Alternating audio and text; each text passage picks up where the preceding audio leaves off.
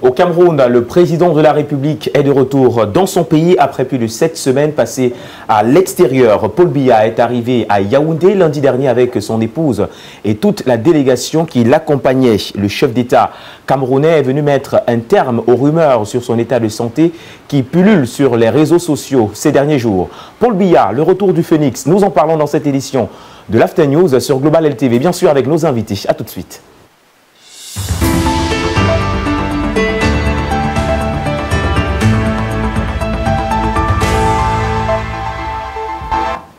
Une fois encore, mesdames et messieurs, bienvenue dans cette édition l'After News sur Global LTV. Paul Biya, le retour du Phénix, nous en parlons en première partie de cette émission, bien sûr avec l'intervention de deux invités. Avec nous d'abord sur le plateau, notre consultant permanent, le docteur Col François. Docteur, bonsoir. Bonsoir Pythagore, bonsoir à tous nos fan clubs. Et je voudrais particulièrement dire bonsoir au fan club Global LTV, débat, n'est-ce pas, de WhatsApp. Voilà. On va dire que vous êtes la star dans ce groupe débat, docteur Col. Merci d'avoir répondu présent à notre invitation une fois encore. Directement, on va entrer dans la thématique qui nous rassemble ici. On sait de quoi il est question. D'ailleurs, nous avons en parlé longuement ici sur ce plateau. Le président de la République du Cameroun, Paul Biya, est enfin de retour au Cameroun. Son Boeing est atterri justement sur le tarmac de l'aéroport de Yaoundé-Simalène. C'était lundi dernier, 21 octobre 2024. Dr Col a annoncé ici sur ce plateau que le président de la République est bel et bien portant, comme a annoncé le cabinet civil et le ministre de la Communication. Et on a d'ailleurs annoncé qu'il sera de retour au Cameroun dans les prochains jours. Il est là. Quel sentiment, docteur? Nous sommes heureux de savoir que nous ne sommes pas partisans dans nos analyses, que nous restons très fois mesurés, c'est vrai, mais très objectifs dans ce que nous disons, car nous ne venons pas sur la télévision plaire aux gens ou alors venir mener des analyses partisanes uniquement parce qu'on voudrait qu'on se fasse entendre d'une certaine façon. Non. Nous pensons que quand nous mettons ensemble un ensemble de faits, un ensemble de réalités, un ensemble d'informations, il était plausible que nous disions avec fermeté et avec conviction que le chef de l'État du Cameroun, son essence, M. Paul Biya, était bel et bien vivant et que sa santé, bon, là, la santé c'est autre chose. Ne pas être en santé ou être malade, c'est humain. Oui. Mais quant à ce qu'on voulait nous faire croire sur ce qui paraissait être sa disparition, nous avons été formels. Et vous voyez qu'à peine 10 jours après notre dernière émission ici, le chef d'État est revenu au pays. Nous avons compris qu'il est important pour nous autres de rester très objectifs dans nos analyses, sans toutefois péter oreille à la désinformation ou alors aux informations qui peuvent provenir des personnes moins informées, peu crédibles. Et donc là, nous avons tous constaté que non seulement le chef d'État est rentré, il est rentré avec beaucoup de vitalité dans ses muscles. Et d'ailleurs, lundi, mardi, un jour après son arrivée, vous voyez, il a fait un mouvement au niveau du ministère de la Défense, au niveau des attachés militaires, des ambassades du Cameroun hors d'ici. Donc, il est au travail. Je crois qu'il a signé les actes. Je crois que c'était encore hier. Et donc, il a signé, l'espoir, ce matin, il a signé la circulaire en relation avec le budget 2025. Donc, il est rentré, il est en activité. Et je vous avais dit que le chef d'État avait encore beaucoup de choses à donner. Et voilà qu'il a donné de nous aujourd'hui. Nous sommes tout à fait heureux. Et nous constatons que même dans les rangs de l'opposition camerounaise, qu'elle soit interne ou externe, les uns et les autres sont quand même convaincus que il y a quelqu'un qui tient les manettes, n'est-ce pas, du pays, qui est en train de tenir les manettes du pays et qu'il n'y a pas d'inquiétude à se faire. Dimanche dernier, il est quand même publié les listes, n'est-ce pas, conformément à ce que les textes disent. Ça veut dire que le pays vit. Il n'y a pas de souci. Et vous avez vu que même pendant son absence, le Cameroun a continué à vivre. Les gens ont continué à exercer, les hommes d'affaires ont continué à travailler, les prestataires du pays, n'est-ce pas, de l'État ont continué à travailler et à être payés. Donc, il n'y avait pas lieu d'être inquiet et jusque-là, nous ne sommes pas inquiets. Nous avons vu le président de la République du Cameroun à son arrivée à l'aéroport. On va peut-être revivre cela tout à l'heure dans le reportage que la réalisation prépare, bien sûr. Mais on a vu un homme, comme vous le dites si bien, qui était debout. On n'avait pas l'impression que les jours qu'il a passés à l'extérieur du pays étaient des jours de maladie, je ne sais pas le terme que je vais employer, mais il était là. Il a salué toute la délégation qui l'attendait à l'aéroport avant d'entrer dans son véhicule pour rejoindre le palais de l'Unité. Ce n'était pas un homme faible, comme on nous laissait entrevoir, ce n'était pas non plus un homme qui était dans l'incapacité de diriger ou de gouverner le pays, Dr Coll. Vous savez, moi j'ai d'abord un fait pour les personnes âgées, même pour ceux qui lisent la Bible, ils savent que la Bible fait un point d'honneur aux personnes avec les cheveux blancs. Bon, pas nous qui avons les cheveux blancs de façon précoce, mais issus de la vieillesse, alors d'un ensemble de jours vécus sur la terre. Vous savez, les gens comme le chef de l'État sont les gens qui ont eu beaucoup de grâce aux yeux de Dieu. Vous savez, à 91 ans sonné, le chef de l'État ne porte pas les verres. Si vous avez vu même ses derniers discours à la nation, le chef de l'État lit sans les verres. On l'a vu debout sur ses deux pieds, il n'avait pas de canne. Quand quelqu'un est convalescent, à cet âge-là, quelle qu'aurait été sa maladie, généralement c'est les gens qui sont assis, ils sont dans les civières, ils sont sur les chaises roulantes, mais non. Le chef d'État est descendu de l'escalier, il a marché de ses propres pieds, il s'est entretenu avec son secrétaire général, n'est-ce pas, de sa présidence, longuement, et après il est retourné prendre place dans sa limousine présidentielle. On n'a pas vu les signes de faiblesse, on n'a pas vu les signes de maladie, on n'a pas vu les signes de fatigue, mais c'est à se demander même, la rumeur qui est sortie d'où? Est-ce que l'on a seulement imaginé que, bon, comme c'est un vieil homme, il est possible qu'il soit mal, lui, même nous qui sommes relativement jeunes par rapport à lui, il y a des moments où nous passons des matinées difficiles, mais de là à penser qu'il était souffrant au point d'en être décidé, ou alors d'en avoir été bien après incapable d'exercer le pouvoir que lui a remis le peuple camerounais. Je pense que les Camerounais ont un peu plus réfléchi, n'est-ce pas?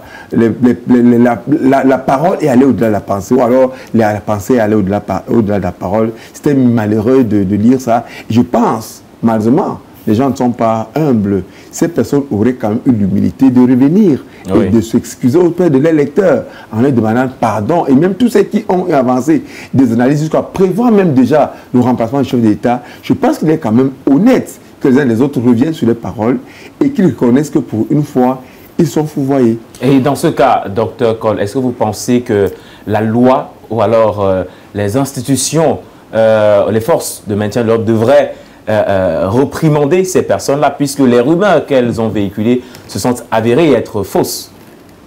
Ouais, peut-être vous voulez faire allusion à la loi sur la cybercriminalité, aux rumeurs et à la diffamation de noms. Oui, ça existe, mais vous savez, si c'est par rapport au chef de l'État, je ne pense pas que c'est demain qu'on verra une action allant dans le sens de mettre en mal ces personnes qui auraient véhiculé des paroles mensongères, des rumeurs faux à son sujet, étant donné qu'on connaît le chef de l'État. Et d'ailleurs, ceux qui vivent au Cameroun, et même ailleurs, parce que ce journal est aujourd'hui sur la plateforme Internet, il y a un célèbre journal, pour ne pas le nommer, le Popoli, qui lui est devenu célèbre par des caricatures à la chef de l'État. Mais jamais on a entendu que le directeur de publication a été inquiété. On voit des gens prendre des paroles au Cameroun. En fait, je crois que Paul Biya a donné une chose aux Camerounais, il ne peut pas les refuser à nouveau. Il leur a donné la liberté de la parole d'une façon ou d'une autre. Il ne peut pas revenir et refuser cela. On a entendu des gens dire des choses en mondovision devant les écrans de télévision, à des heures de grande écoute à l'endroit du chef d'État. On n'a jamais vu le chef d'État ordonner que les gens soient interpellés, qu'ils soient questionnés, qu'ils donnent la source des informations. Et très souvent, les rumeurs finissent par mourir seules. Je crois qu'il a très bien compris. Voilà pourquoi il ne pète pas oreille. Et vous savez, une fois, il avait répondu à ce genre d'interrogation en disant que lui ne commentait pas les commentaires. Justement. Parce qu'il est comme ça, le chef de l'État. Et je crois que c'est une qualité que même beaucoup d'hommes politiques aujourd'hui devraient chercher à avoir de lui. Et je crois que nous qui sommes beaucoup plus jeunes, nous avons à copier au moins sur cette façon de parler les choses avec la hauteur, ne pas toujours être dans la défensive, dans les excuses, dans les explications, dans la représailles. Sur ce point-là, je pense que ce n'est pas demain que les forces de l'ordre iront interpeller les uns les autres qui auraient avancé les paroles un peu dans ce sens. Est-ce que vous pensez que depuis justement que les rumeurs tournent autour de la santé du chef de l'État, est-ce que le silence du président Paul Biya n'est pas peut-être rattaché d'une manière ou d'une autre, c'est une question bien sûr, au présidentiel à venir? Est-ce que vous avez d'abord remarqué que Paul Biya est prolixe? Au cours d'une année, on est sûr d'entendre Paul Biya le 10 février, on est sûr d'entendre Paul Biya le 31 décembre. Et le 20 mai? Non, les dates où on est sûr. Il a souvent mais rarement pris la parole 20 mai. Mais les périodes où il prend la parole, automatiquement, où il s'exprime automatiquement, c'est lorsqu'il s'adresse à la jeunesse le 10 février et lorsqu'il s'adresse à la nation le 31 décembre chaque année. Mais il peut arriver, comme il serait souvent arrivé que Charles Ndongo, à la sortie d'un événement, peut-être ça peut être une élection, ça peut être un grand colloque, ça peut, ou alors s'il est invité dans les grandes réunions internationales, qu'il prenne la parole, mais quand il prend la parole... Vous voulez parler de Paul Biya, le président Paul Biya? Du chef de l'État, oui. Quand il prend la parole, généralement, il parle des affaires importantes, des choses qui engagent le Cameroun, dont lui-même est impliqué. Mais très souvent, on ne voit pas le chef d'État prendre la parole pour répondre à un opposant. Oui, c'est vrai. En 2008, on se rappelle quand même qu'il a eu à traiter les opposants camerounais d'apprentis sorciers. Et vous savez que chaque fois que le président David s'est exprimé, sa parole, elle est rare. Et donc, dès qu'elle sort, elle fait l'objet de moult interprétations, moult analyses. Chacun veut montrer qu'il a bien compris la pensée profonde et même les mots entre les mots qu'il aurait avancés. Pourquoi? Parce que c'est un homme qui a une parole rare. Et je crois que cela n'émane pas seulement du fait qu'on soit à la veille d'une année électorale. Non. Le chef d'État a toujours été ainsi. Et je crois qu'il y a un célèbre journaliste, l'actuel directeur de l'école supérieure, n'est-ce pas, des sciences et techniques d'information et de la communication, qui a soutenu sa thèse sur le silence présidentiel. C'est-à-dire que nous, on avait été tentés de dire, mais ce monsieur, ses silences font assez de bruit.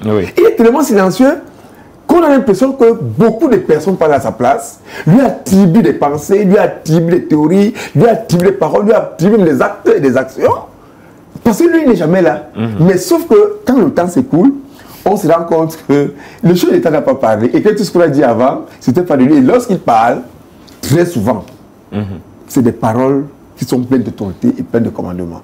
Voilà, merci Dr Cole-François. Le président de la République du Cameroun est bel et bien de retour au Cameroun, son pays. Il est arrivé, comme je le disais tout à l'heure, lundi, le 21 octobre 2024, à l'aéroport international de Yaoundé-Simalène. Je vous propose de revivre le film de l'arrivée du chef d'État camerounais dans cet élément que nous propose Brinda Onelanon.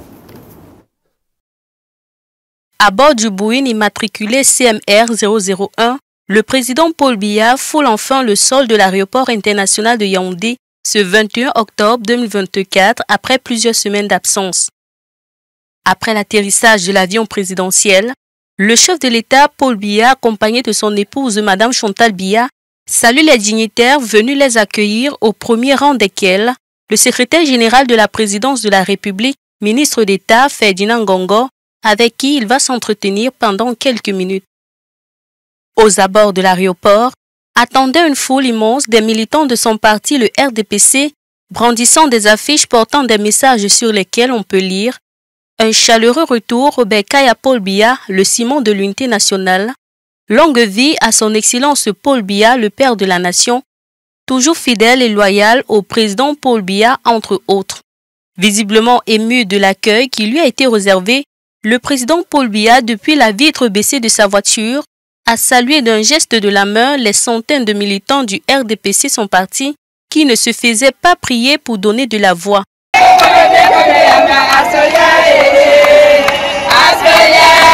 C'est dans cette ambiance que le cortège présidentiel va quitter l'aéroport pour le palais de l'Unité, acclamé tout au long de son passage par une foule immense, venue témoigner de ses propres yeux le retour de l'homme lion. Le président Paul Biya ne fera aucune déclaration. Cela n'était vraiment plus nécessaire. Et on peut voir bien sûr la joie des militants du RDPC qui étaient nombreux pour accueillir le président de la République, mais aussi la joie des millions de Camerounais qui justement étaient très heureux de revoir le président de la République alors que tellement de rumeurs tournaient autour de l'état de santé du chef de l'État. Il est bien là. Et nous sommes heureux de savoir que le président Paul Biya est aux affaires au Cameroun. On reçoit à présent un autre invité sur notre plateau. Il s'agit du docteur Joseph Vamok. Il avait déjà été avec nous. Et une fois encore, il est avec nous ce soir. Bonsoir docteur et bienvenue. Bonsoir Pythagore. Nous espérons que vous allez bien. Comme Dieu veut. Voilà, nous sommes très heureux, comme je disais, de vous avoir une fois encore sur ce plateau. Avec vous, on va évoquer la question de la vacance au pouvoir qui a été justement abordée par plusieurs Camerounais au cours de l'absence du chef de l'État. Il est peut-être question de revenir là-dessus pour essayer d'aider les Camerounais sur cette question de vacances. Avec vous directement, le président de la République du Cameroun est de retour. Il a passé pratiquement 7 semaines, voire plus, à l'extérieur du territoire camerounais. Est-ce qu'il y a une loi, parce que les rumeurs couraient également qu'au Cameroun, il y aurait une loi qui stipule que, je crois, 40 ou 45 jours après, il est clair que le président de la République n'est plus en fonction. Et par conséquent, le pouvoir doit être passé justement au président de l'Assemblée nationale pour une vacance, une fois que la Cour constitutionnelle aurait prononcé la vacance au pouvoir. Bon, il faut déjà dire que les rumeurs naissent de ce qu'il y a absence de l'information. Oui. Ou alors, les rumeurs peuvent naître aussi de ce que les gens ne s'éduquent pas, les masses ne sont pas éduquées. Oui. D'où on peut berner facilement tout un peuple, la masse, en les faisant croire, n'est-ce pas, ce qu'on a fait croire aux gens. Et il faut noter qu'il s'agit ici des agendas cachés de certaines firmes politiques. Oui. N'est-ce pas, vous savez une chose, toutefois que nous sommes à la veille d'une élection, ça c'est le propre de l'Afrique. Alors, il y a des personnes, je vais dire des officines politiques qui évoquent des situations, questions de discréditer. Mais je le dis souvent qu'en marketing politique, il faut faire très attention. Vous pouvez créer des situations, questions de discréditer l'autre, pourtant vous êtes en train de le rendre plutôt fort. Oui. Parce que lorsque la masse se rend compte de ce que vous avez dit n'a rien à voir avec la réalité, un, vous perdez votre crédibilité au niveau, c'est-à-dire qu'au niveau de la masse, n'est-ce pas? Et de deux, vous n'êtes plus un homme sur qui on peut compter. Donc voilà un peu, nous sommes désolés souvent de le dire, que les politiques sont souvent un peu, surtout ceux-là qui dirigent ces officines politiques, sont souvent, je ne sais comment dire, je ne peux pas dire, mais ils sont souvent très petits en politique. Oui. La science politique, comme le nom l'indique, c'est une science. Elle a ses règles, elle a ses lois. Non, le constituant camerounais n'a prévu nulle part, n'est-ce pas, la durée de la vacance. Oui. Lorsqu'il a parlé de la vacance, il a parlé de 3 éléments fondamentaux que sont la démission, le décès ou l'incapacité, n'est-ce pas, à exercer ou à gouverner. Et vous savez déjà que lorsqu'on parle d'une incapacité, n'est-ce pas, on fait appel à la maladie. Et il n'y a que une seule personne, n'est-ce pas, qui peut vous déclarer incapable, c'est ce qu'on appelle les médecins. Ça, il faut le dire. L'incapacité, lorsqu'elle provient, n'est-ce pas, du concerné lui-même, on arrive cela à la démission. Oui. Lorsque l'incapacité provient, c'est-à-dire que j'exerce une fonction et pour des besoins de santé, je dis je ne peux plus exercer, je démissionne. Mais lorsque vous pouviez, et vous savez comment ça s'est passé avec la Première République, n'est-ce pas? C'est un médecin qui vous signale par un acte que votre maladie vous rend incapable d'exercer. Et il y a tous les mécanismes que le constituant a prévus au Cameroun, n'est-ce pas? La constatation va du Conseil constitutionnel, n'est-ce pas? Et le Sénat assume l'intérim. Voilà ce que le constituant camerounais a prévu. Le constituant camerounais n'a jamais prévu tout ce qu'on raconte aux gens, le nombre. Nous interpellons les gens. Il faudrait que les gens s'éduquent un peu. Et il faudrait que quelquefois nos hommes politiques soient sérieux et disent la vérité aux Camerounais. Parce qu'encore, je veux vous dire, cette histoire de 45 jours qu'on veut créer, il faut connaître que toutefois que le chef de l'État sort du Cameroun pour un séjour officiel, on passe là en mode diplomatie. Et pour nous autres, nous ne connaissons pas beaucoup, mais pour nous autres qui sont quand même les férus des relations internationales, on connaît ce que c'est, parce que le chef de l'État a 3 types de modes dans lesquels il fonctionne, n'est-ce pas? Quand il passe en mode diplomatique, je peux vous rassurer qu'il peut faire 6 mois dehors. Ça, c'est le B.A.B.A. en relation internationale. Il dit quand il passe à mode yeux, ça c'est la science. Et je lance le défi, tous les spécialistes des relations internationales, mais écoute, ils peuvent vous dire, quand il passe en mode diplomatie, il dit il peut faire 6 mois dehors. Et pour rappel, l'histoire a ceci de particulier, que vous faites semblant de l'oublier, elle revient toujours. Dans la Première République, celui qui avait le plus mis dehors était le premier président du Cameroun, Amadou Ahidjo. Il a fait 1 fois 3 mois dehors. Ce n'est pas pour la maladie, il était en mode diplomatique. Et tout à l'heure, mon prédécesseur vous a expliqué l'ensemble. Parce que quand on dit qu'il y a vacances, ça veut dire qu'il y a quand même, comment je vais dire, une grippe dans le fonctionnement de l'État.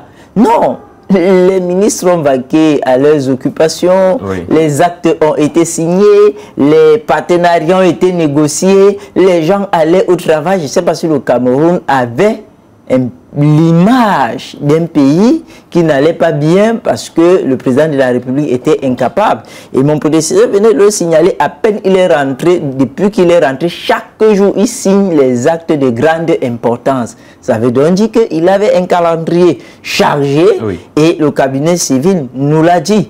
Parce que déjà que celui-là qui détient ou alors qui porte cette responsabilité, c'est un diplomate féru.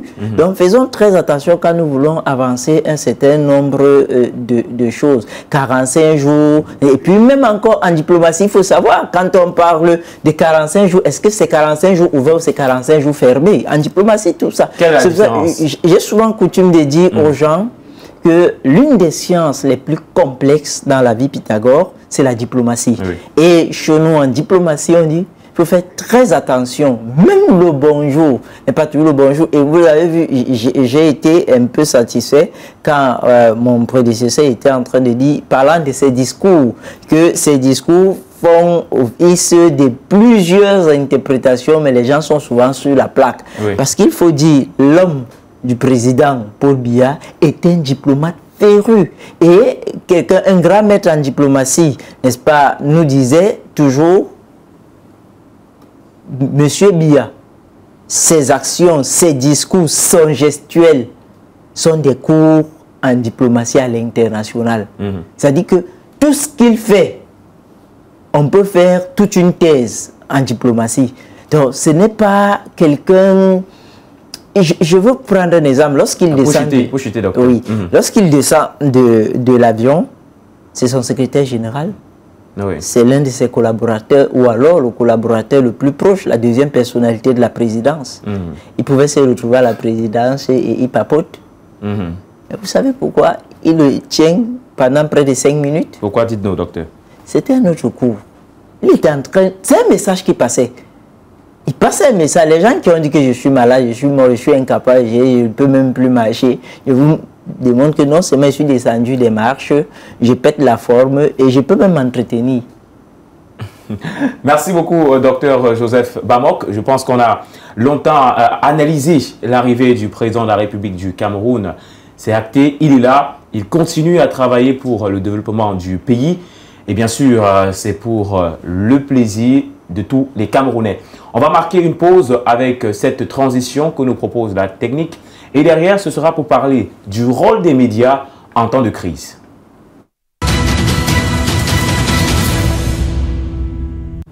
De retour sur le plateau de l'After News, mesdames, messieurs, comme annoncé tout à l'heure, nous allons parler du rôle des médias en temps de crise. Et on va toujours rester avec notre invité sur le plateau. Il s'agit du docteur Joseph Bamok.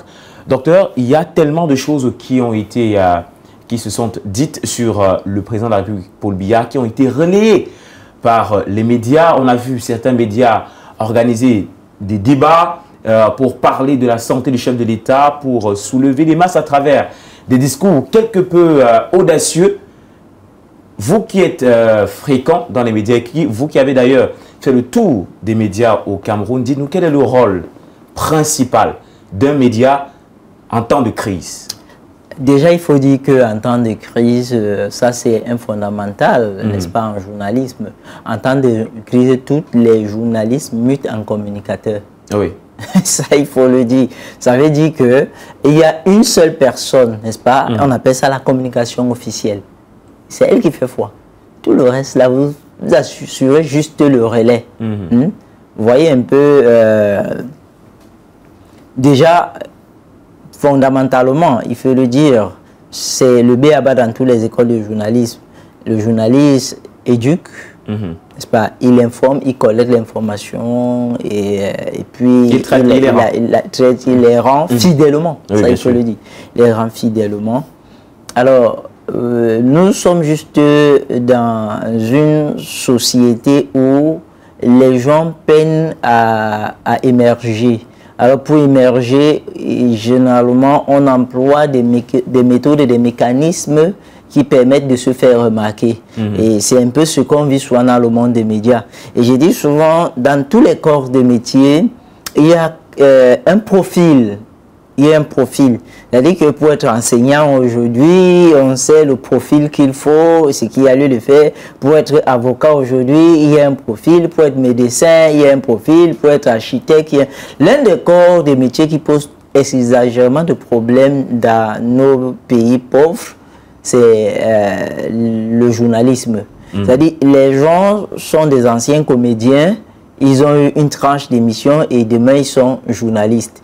Des gens sont les anciens Bayam Salam et ils ont une tranche d'antenne, demain ils sont journalistes. Donc c'est un peu du tout venant. Oui. Et il n'y a pas du sérieux, la formation des cadres n'existe pas. Le journalisme est un métier noble.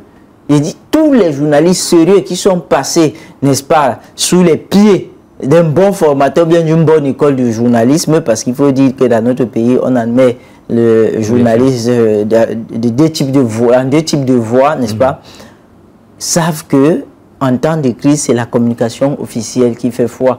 Et nous avons souvent coutume de dire, en ce temps, le journaliste doit contribuer, c'est une obligation, c'est un devoir pour lui, n'est-ce pas, à la stabilité de son pays.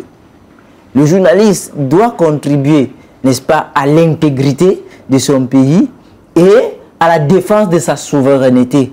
Alors, quand vous observez donc ce qui s'est passé, vous vous rendez compte que les médias ont été la passerelle par laquelle cette histoire a été généralisée et a été même prise pour parole comptable.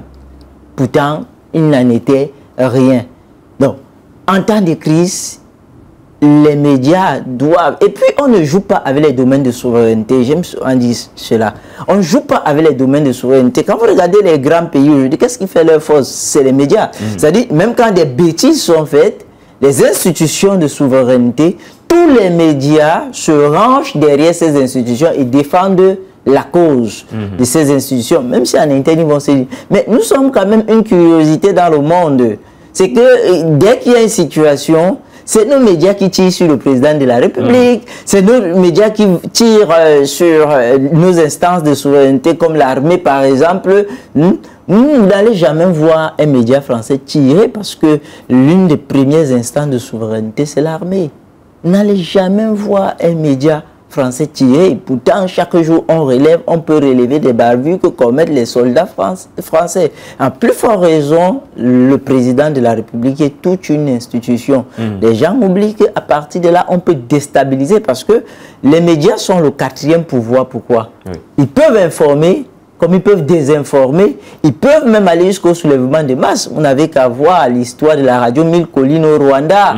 Vous n'avez qu'à voir avec les différentes guerres au Darfour, à ce qui se passe en Ukraine et consorts, le rôle que jouent les médias qui sont pro-OTAN, n'est-ce pas? Ils vous font croire des choses contraires, le rôle que jouent les médias qui sont pro-Brice. Donc, c'est une guerre médiatique. Et ça, il faut le dire, aujourd'hui, la guerre est plus médiatique, n'est-ce pas, que nucléaire.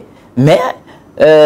nous voulons par là exhorter, si nous disons médias sérieux, par là exhorter les journalistes à faire preuve de professionnalisme. Oui. Et dans ce cas, docteur, pour finir avec vous sur cette question, comment est-ce que, ou alors qu'est-ce que vous devez passer comme message aux Camerounais, parlant du cas du Cameroun, en temps de crise, en temps de rumeurs, comme les nouvelles ont circulé autour du président de la République, comment devrait se comporter le peuple?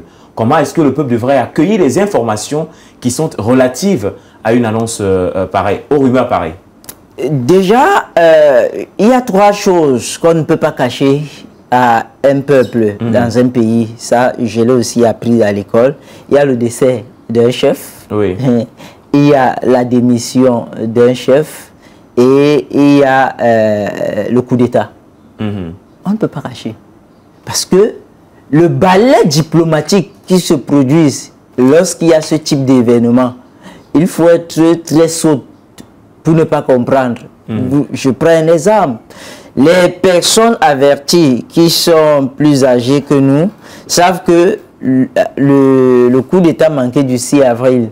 Et le 4 avril, les personnes averties savaient qu'il y avait quelque chose qui se tramait déjà. Oui. Je ne parle pas des services de renseignement, je dis même le peuple. Vous allez voir des pères qui vous disent qu'ils voyaient déjà ceci, ils voyaient des hommes en tenue. Le 5, c'était grave. Les avions qui avaient envahi le ciel du Douala et Yaoundé, du Cameroun et consorts, les hommes en tenue qui étaient en alerte, les patrouilles qui se faisaient. Ça, il faut le dire. Il y a des choses qu'on ne peut pas. On ne peut pas cacher. Donc, on veut dire au peuple juste d'apprendre, de s'éduquer. De s'éduquer et s'éduquer, s'informer à la bonne source. Tout le monde qui parle dans un média, n'est-ce pas, ou alors tout journaliste qui parle dans un média n'est pas toujours journaliste, n'est-ce pas. Le peuple a la responsabilité de savoir qui écouter, qui n'est pas écouté. À la suite des événements que nous avons subi un grand mensonge ces jours-ci. Oui. C'est-à-dire qu'on nous a dit que le chef de l'État était incapable il était à l'hôpital agonisant et puis il est même mort. On l'a vu que mon prédécesseur l'a signifié, il n'avait pas l'air de quelqu'un qui était agonisant, n'est-ce pas? Oui. Les autres, on a même changé de stratégie. Maintenant, quand vous entrez sur la toile, on vous dit que non, c'était le sosie. Et j'ai dit à quelqu'un que pour quelqu'un qui connaît un peu de science, le sosie ne fait pas ce qu'il a fait là. Le sosie est programmé, mais il ne fait pas des entretiens. Donc, il faut qu'on fasse encore très attention. Le peuple a la responsabilité. Il peut juger aujourd'hui qu'on leur a dit que non, c'est 40 à 45 jours, ça n'existe nulle part. Ça veut donc dire que tous ceux-là qui ont été auteurs de ces mensonges sont désormais bannis. Ne sont pas jusqu'à ce qu'ils se repentent publiquement. Là, nous pourrons leur accorder du crédit. Mais aussi longtemps qu'ils ne le font pas. Quand je parle de ceux-là, je ne parle pas des hommes politiques. Eux, ils sont dans leur rôle là-bas. C'est leur programme politique, n'est-ce pas? Moi, je parle de ces journalistes. Et je dis souvent, il y a même des sujets. Il y a tellement de sujets d'information sur la vie économique. Regardez bien, les débats ne frisent pas trop avec l'économie. C'est beaucoup plus politique, n'est-ce pas? Et qui ne sont même pas trop culturels, qui est très important, n'est-ce pas, pour le développement d'un peuple. On a le politique, on a le sport. Voilà nos débats. Et c'est dangereux pour un État. On est en train d'abrutir les masses comme ça. Non, moi, ce que je vais passer, connaissant un peu le monde des médias, je passe le temps à dire aux journalistes de revenir à des meilleurs sentiments et d'être professionnels. Merci beaucoup, docteur Joseph Bamor. C'est sur ces paroles justement que nous allons terminer notre échange. On va permettre un peu au public de comprendre le contexte dans lequel nous abordons cette thématique à travers ce reportage. Une fois encore que nous propose notre réalisation, après le reportage, le docteur Col François viendra avec nous pour terminer justement cette émission. Il était un peu plus de 16 heures quand un Boni spécial a atterri sur le tarmac de l'aéroport de Yaoundé. À bord, le président de la République du Cameroun, Paul Biya, et son épouse Chantal Biya, accompagnés des membres de son cabinet civil, dont le directeur Samuel Vondoayolo. Après sa descente de l'avion, sa démarche, ses faits et gestes étaient suivis à la loupe. Le président Paul Biya a laissé entrevoir un homme dont la santé n'est point inquiétante, doté de toutes ses facultés physiques et intellectuelles. Il a donc mis fin au tribunal des réseaux sociaux, aux pilules des rumeurs sur son état de santé depuis plus de 2 semaines. Récemment, des questions s'étaient multipliées sur l'absence du chef d'État camerounais de la scène publique depuis son départ de Pékin début septembre, après le sommet du Forum de la coopération Chine-Afrique. Bien que le cabinet civil de la présidence et le ministère de la Communication aient rassuré le peuple de ce que le président de la République se porte bien, certaines personnes malveillantes ont toutefois continué d'alimenter des polémiques dessus, et pire encore, sur la capacité de Paul Biya à diriger le pays. Comme annoncé depuis quelques jours, le président camerounais est bel et bien de retour au Palais de l'Unité à Etoudi, fort plus que jamais, et toujours prêt à poursuivre sereinement son mandat pour le bon plaisir de ses compatriotes. Voilà, merci à la réalisation pour ce reportage. Vous l'avez suivi en deuxième partie de cette émission. Nous parlons du rôle des médias en temps de crise et directement on va sortir de cette thématique avec l'intervention du docteur Col François. Le docteur Bamok a planté le décor et a dit tellement de bonnes choses. Docteur Col, vous avez suivi le reportage qui est passé à l'écran tout à l'heure. Il y a le cabinet civil qui a communiqué. Il y a également le ministre de la Communication, porte-parole du gouvernement, qui a communiqué. Toutefois, des personnes malveillantes ont continué à véhiculer des informations et une partie de la population, il faut le dire, a suivi ces personnes-là. Est-ce qu'à un moment donné, on ne peut pas penser, docteur Col, que le peuple, ou alors une partie ou quelques personnes, quelques Camerounais, bien sûr, ont perdu foi en leur institution et qu'ils doivent revenir à de bons sentiments? Bon, déjà, je pense que la communication autour de l'actualité qui a tourné autour de l'État n'était pas... On ne peut pas assimiler à la communication des crises parce qu'il n'y avait pas de crise. Je pense que c'est important qu'on le rappelle, il n'y avait pas de crise. Maintenant, quand il y aurait donc crise, nous n'allons pas aussi refuser aux médias de rester fidèles à leur ligne éditoriale. Quand vous lisez des journaux à l'Hexagone, en Europe et aux États-Unis, ou alors que vous suivez les chaînes de télévision ou de radio aux États-Unis, surtout que nous sommes en période préélectorale, les choses sont dites en fonction du bord politique, des croyances et de l'idéologie et de la ligne éditoriale de chaque média. Est-ce que ça veut pour autant dire, docteur Col François, qu'on va se verser dans du n'importe quoi parce qu'on défend une ligne éditoriale ou alors parce qu'on défend un programme politique? Bon, verser dans du n'importe quoi, cela peut être considéré comme du n'importe quoi pour celui qui ne croit pas à cela. Vous voyez un peu? Oui. Vous savez, nous n'avons la culture de rien dans nos pays. Nous qui sommes dans les pays sous-développés, nous avons la culture de rien. Quand je dis que nous avons la culture de rien, vous avez un certain âge aujourd'hui, donc je peux me permettre de vous... Ce n'est pas moi qui pose des questions et je ne demande pas que vous y répondiez, bien sûr. Oui. Mais est-ce que nous avons vu un jour, à l'aune de l'apparition d'Internet au Cameroun, est-ce qu'on a vu les programmes scolaires changer? Est-ce qu'on a vu une grande culture de masse? Est-ce qu'on a vu une formation des formateurs? Est-ce qu'on a vu des adultes rentrer à l'école à l'effet d'apprendre d'abord, qui savait d'abord ce qu'on appelait Internet? À l'époque, on vous disait, oui, j'ai parlé avec quelqu'un qui est... j'ai lu que... On a dit que d'abord, j'étais avec quelqu'un, il est aux États-Unis, moi j'étais ici, et lui, on parlait. Ou alors, on a dit qu'il y a une femme qui a fait telle photo, et on a vu ça dans le monde entier. En fait, certaines choses nous arrivent, et on s'adapte chemin faisant. Et c'est très compliqué. Quand il pose cette question, c'est parce que on ne peut pas, d'une façon inopinée, vouloir que une population, soit-elle camerounaise, ait la même appréhension d'une réalité ou alors qu'accepte ou analyse les faits d'une actualité quelconque de la même façon. Est-ce que la santé d'un chef de l'État, qui est la plus grande institution d'un pays, devrait être ramenée à des débats politiques?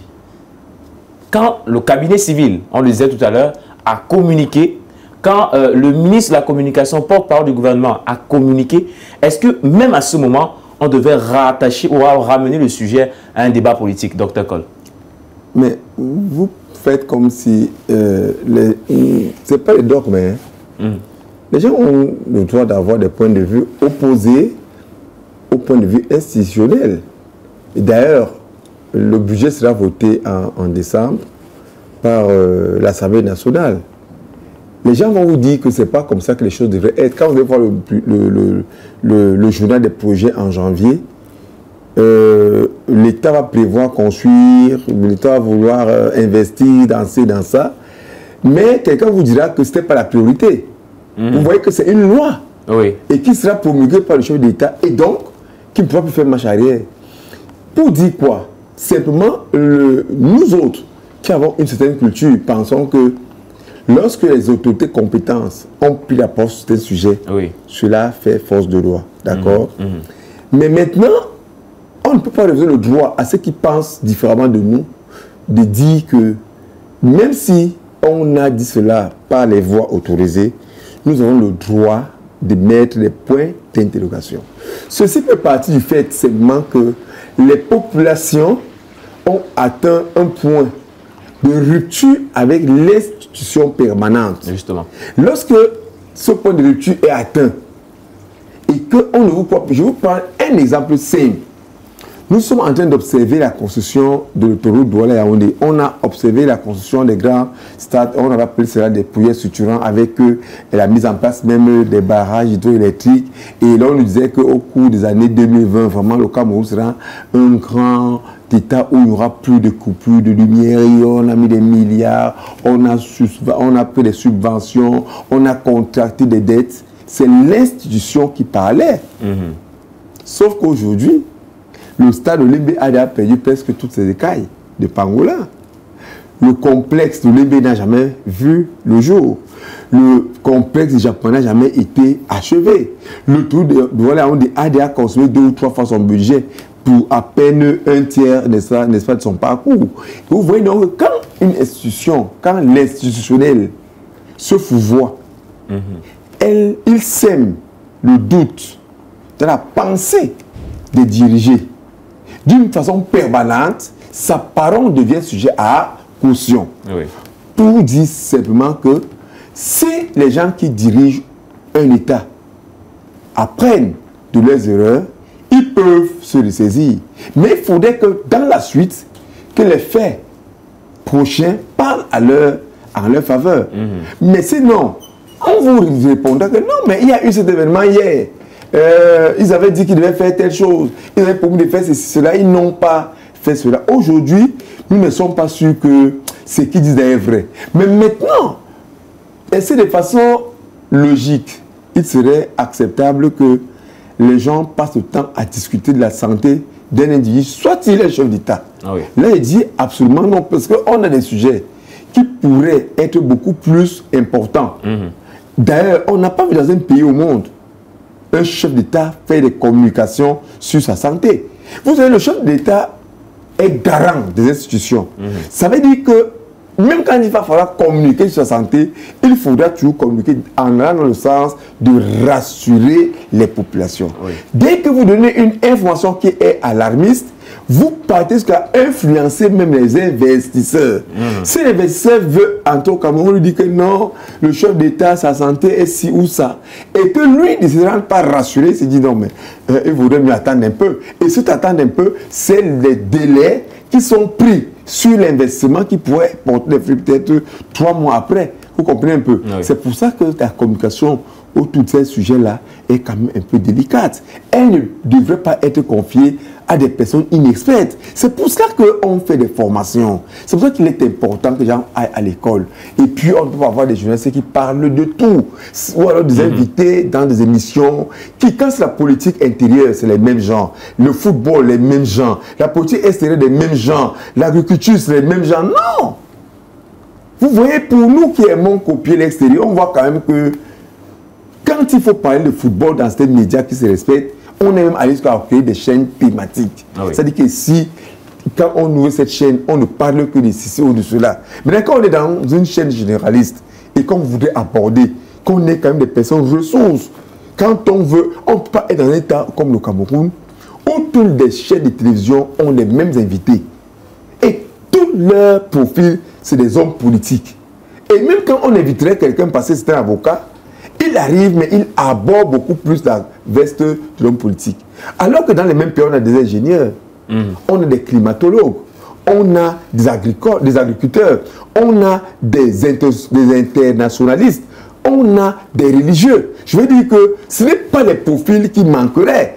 Mais vous voyez, parce qu'on veut alimenter une certaine opinion, on ramène sur le plateau en permanence des mêmes figures qui viennent dire pratiquement les mêmes choses. Et à force de résonner dans notre oreille, on a l'impression que la chose qu'ils disent est vraie. Et à un moment donné, on n'a même pas l'humilité de connaître qu'on a d'abrutir la nation. Ah oui. Parce que la chaîne de télévision comme la radio, c'est des médias de mass communication.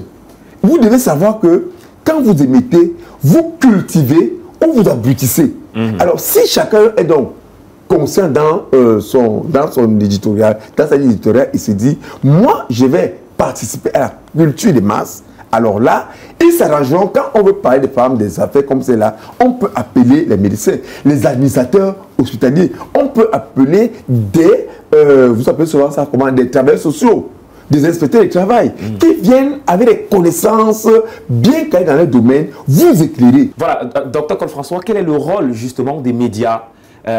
Vous êtes en train de relever qu'il y a des contextes dans lesquels les médias doivent jouer un rôle plus professionnel, permettez-moi le terme. Mais dans tout ça, quel est le rôle de la population? Comment est-ce que le peuple, comment est-ce que les citoyens doivent accueillir les informations qui viennent de la part des médias ou alors de la part des consultants dans les médias dans des moments sensibles, comme les moments par lesquels les Camerounais sont passés quand des rumeurs couraient sur la santé, l'état de santé du chef de l'État? Très bien. Vous voyez, rappelons déjà que dans nos cultures, nous avons grandi avec la culture de ceci. Est-ce qu'on a dit ça à la télé? Ouais. Ce que tu dis là, est-ce que c'est la radio qui a dit? Une fois qu'on sait que c'est la radio qui a annoncé une information, elle a très souvent été prise au sérieux. Oui. Mais j'ai l'impression que soit les médias sont tellement conscients, raison pour laquelle ils manipulent l'opinion publique, soit ils n'en sont pas conscients et ils peuvent se permettre de traiter parfois les informations avec beaucoup de légèreté. Puisque vous me demandez ce que les populations doivent faire, elles doivent faire quoi? Si une chaîne de télé émet et que les familles entières s'asseyent en soirée, captent cette chaîne de télé, il faudrait que la chaîne de télé soit consciente qu'on lui fait confiance. Et parce que les populations te font confiance, arrange-toi à aller donner l'information vraie. Je voulais aussi dire une chose. Ne pas donner toute l'information, ne pas dire qu'on a menti. Je prends un exemple. Il se produit des accidents autour de nous. Oui. Mais c'est parfois quand même difficile de voir une chaîne de télé qui se respecte, aller avec les caméras, filmer des boyaux, les coups totalement déchiquetés. Oui. Qu'est-ce qu'on veut prouver à ce moment-là?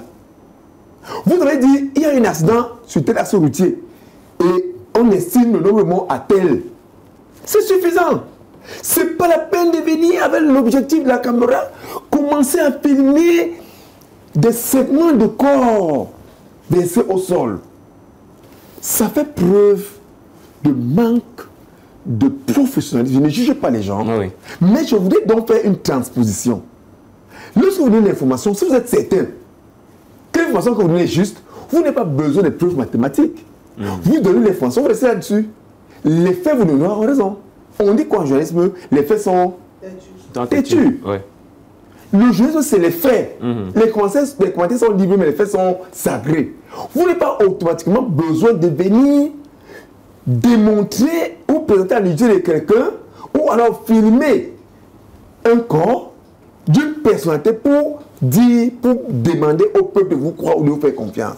Maintenant, la responsabilité des peuples, elle est claire. Mais sauf que la culture que nous avons de la radio et de la télévision ne nous permet pas de sanctionner les télévisions. Sinon, les gens qui comprennent comment ces choses marchent sauraient les chaînes de télévision sérieuses et les chaînes de télévision peu sérieuses.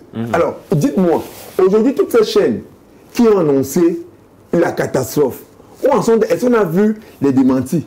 Est-ce qu'on a même vu au niveau des CNT la chaîne s'excuser d'avoir donné la parole aux gens, d'avoir relayé l'information selon laquelle on n'a pas vu? C'est passé en perte et profit, et ces mêmes gens voudront que demain, ils nous apportent des informations, et quand on les divise, quand on les apporte comme ça, je dis il faudrait que les peuples au niveau de l'Afrique, au niveau du Cameroun, commence à se cultiver. Qu'on a la culture de la télévision, parce qu'il y a une culture de la télévision, il y a une culture de la radio. Vous savez que vous êtes journaliste, vous le savez mieux que moi. Oui. Vous pouvez être un très bon journaliste, mais pour la radio. Bien sûr. Mais on ne peut pas vous mettre à la télé. On sait. Il y a des critères pour cela. Alors, vous pouvez être un bon journaliste, mais on ne veut pas ni à la télé, ni à la radio, mais on vous met à l'écriture. Parce que vous avez une belle main, une belle plume. Oui. Une belle plume, très bien. Donc, je pense que les populations camerounaises devraient aussi s'émanciper, se cultiver, afin qu'elles comprennent qu'elles sont capables de censurer les télévisions qui ne travaillent pas pour leur culture eux-mêmes, ou alors pour leur émancipation. D'accord? Parce que là, ce genre de bout, on en a des amarres. Hein. On en a des amarres. Merci, Dr Col François. C'est sur ces paroles, justement, que nous allons mettre un terme à cette édition l'After News sur Global LTV. Deux thématiques ont justement constitué l'ossature de ce programme. Nous avons parlé en première partie du retour de Paul Biya comme étant le retour du Phénix. Nous avons également parlé du rôle des médias en temps de crise. Nous avons bénéficié de l'intervention de notre consultant permanent, le docteur Col François, à qui nous disons merci d'être passé. Merci Pythagore. Voilà, et nous avons également eu sur ce plateau le docteur Joseph Bamok, un visage qu'il faut retenir puisqu'il sera souvent avec nous dans le cadre de cette émission l'After News. Lui aussi nous a émerveillé avec son intervention. Mesdames et messieurs, on se donne rendez-vous la semaine prochaine pour une nouvelle édition l'After News. Nous allons décrypter, analyser l'actualité africaine et mondiale sur la meilleure chaîne Global LTV. Excellent week-end à tous.